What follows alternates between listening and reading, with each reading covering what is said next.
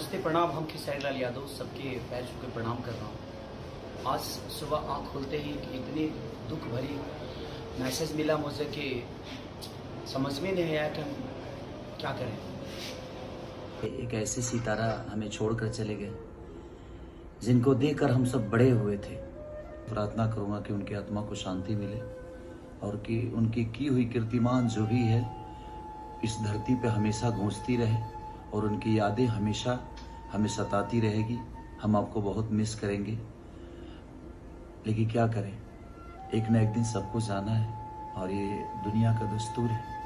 हम भी इस दुनिया में आए हैं तो कुछ पल के लिए ही आए हैं, बट हमने जो किया है वो कीर्ति हमेशा रहेगी। तो जो उन्होंने कीर्ति किया है हमारे बीच में, हमारे समाज के लिए, हमारे हिंदुस्तान के लिए, हिंदुस्तान से बाहर के लोगों के लिए भी, वो हमेशा हमारे बीच में रहेगी और सच में हम आपको बहुत मिस करेंगे और पूरा हिंदुस्तान मिस करेगा।